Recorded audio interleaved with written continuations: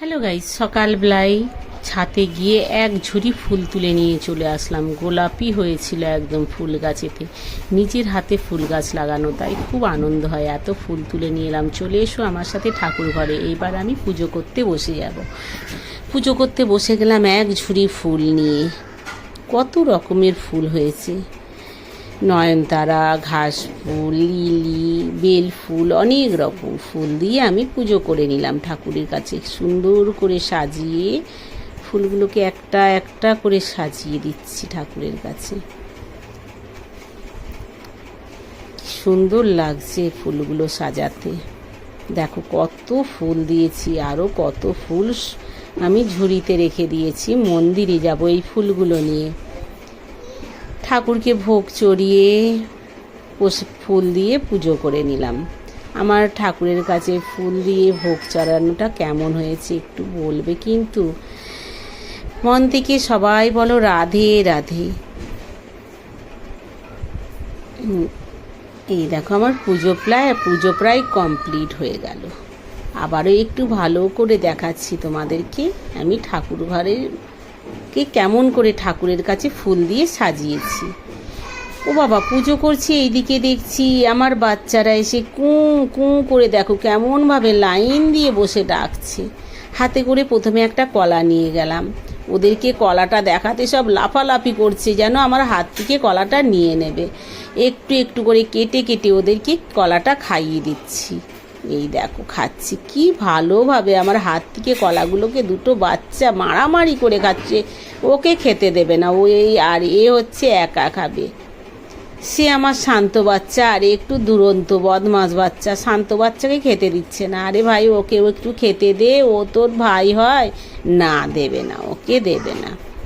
দুজনে পেট ভর্তি করে কলাটা খেয়ে নিল। তাও হচ্ছে না, আরও কিছু খেতে দিতে হবে ওদেরকে। এইটুকু কলাতে তো পেট ভরবে না দুজনের। কি খেতে দেবো সেটাই ভাবছি। দেখছি আর কি আছে ঘরে। তোরা বস একটু, আমি নিয়ে আসি কি আছে ঘরে আরও দেখে। ওদেরকে বসতে বলে আমি ঘরে চলে আসলাম। কি আছে দেখছি। ওরা বসে আছে, ওরা খুব কথা শোনে।